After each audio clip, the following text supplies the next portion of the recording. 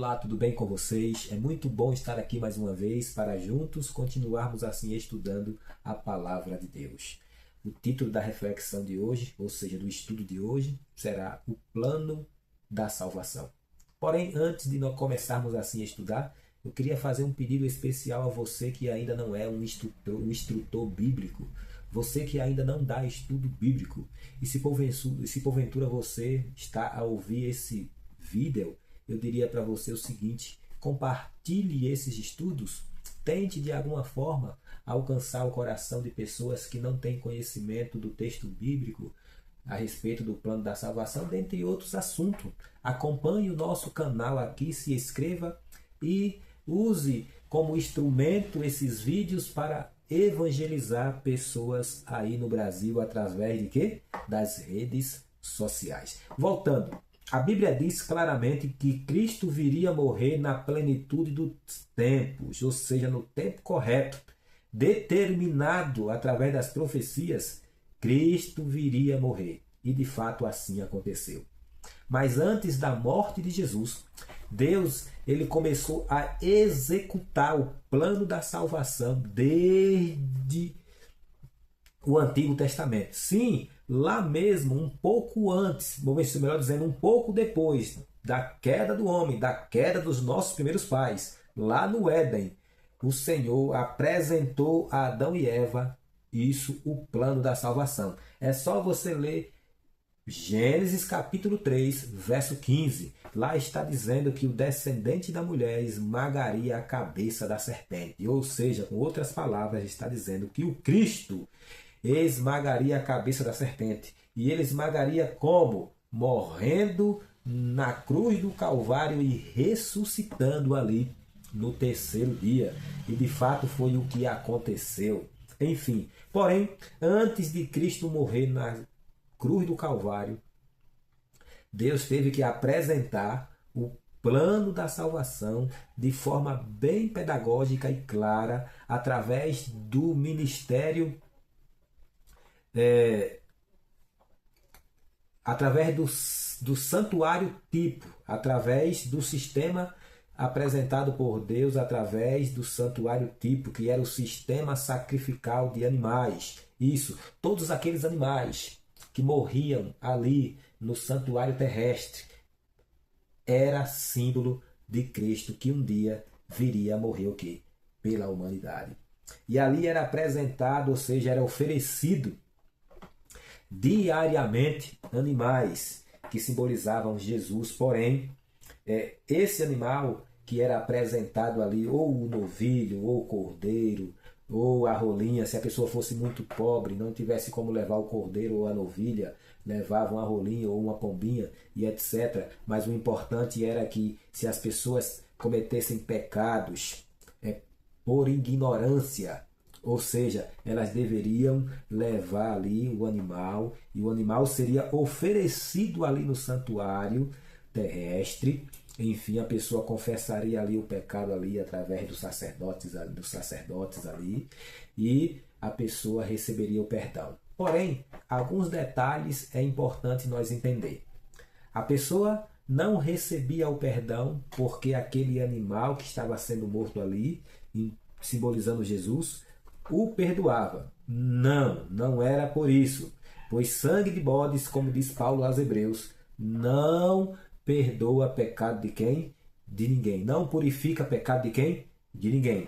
Mas como as pessoas eram perdoadas por meio desse sistema que acontecia ali no santuário terrestre? Enfim, pela fé, aí sim entra um ponto fundamental para o nosso entendimento dessa questão. Pela fé, as pessoas levavam ali os animais até o santuário, acreditando que um dia aquele que era símbolo dos animais que estavam sendo apresentados ali, ou seja, Jesus, viria, através dos tempos, morrer para salvar ele, ou seja, ou ela que estava levando ali o animal até o santuário. É exatamente isso. E de fato, foi o que acontecia ali no antigo Israel.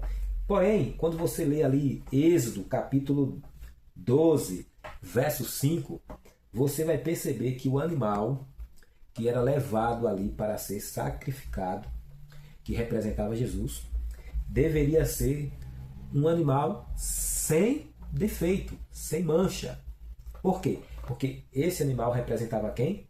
Jesus. E falando de Jesus, Paulo fala em Hebreus capítulo 4, verso 15, que Cristo veio como um de nós, foi tentado em todas as coisas, mas sem pecado. Ele não pecou.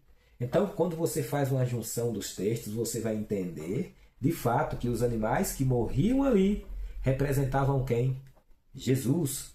Como diz João Batista, ao ver Jesus pela primeira vez: eis o Cordeiro de Deus que tira o pecado da onde? Do mundo. Gente, isso é muito lindo. Outra coisa super importante, Paulo fala aos Hebreus, no capítulo 10, verso 9 e 10, que os animais que morriam no santuário terrestre, eles eram substituto temporário.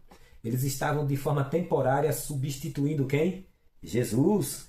Porque Jesus viria sim, de fato, morrer definitivamente pela humanidade. E isso aconteceu, como diz Hebreus capítulo 9, verso 28. E lendo Hebreus capítulo 9, verso 28, você vai ali analisar que de fato Cristo veio como sacrifício único, morrendo ali o que? Pela humanidade. Eita, como é lindo a palavra. Muito bem. E na plenitude dos tempos, como diz Paulo, Cristo veio e selou ali a nossa salvação.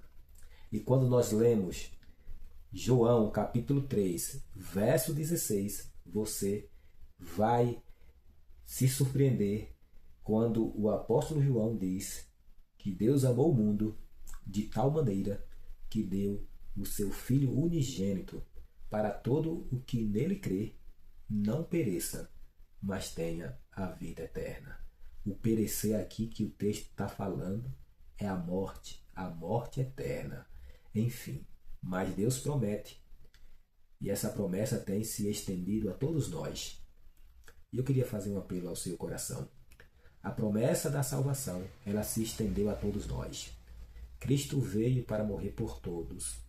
É por isso que Paulo fala aos Timóteos que o desejo de Deus é que todos os homens sejam salvos.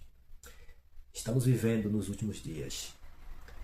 E é nos últimos dias em que nós deveríamos estar sentindo em nosso coração muito mais hoje a necessidade de sermos salvos. O mundo vai de mal a pior.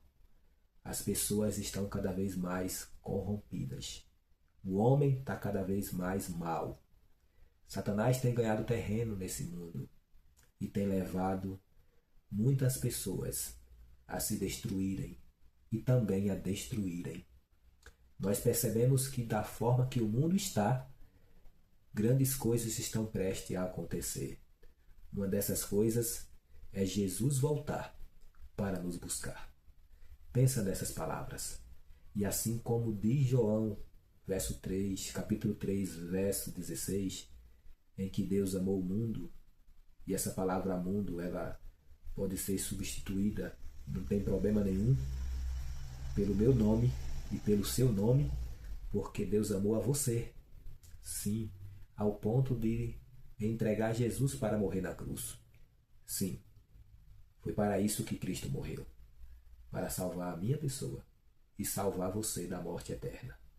E se você crê nessa palavra, com certeza, você vai se aproximar um pouco mais de Deus e vai continuar conhecendo a palavra, vai continuar lutando para conhecer mais o quão o Senhor o ama. E você terá a oportunidade de dizer sim para Deus. Pensa nisso. É o meu apelo ao seu coração. Amém?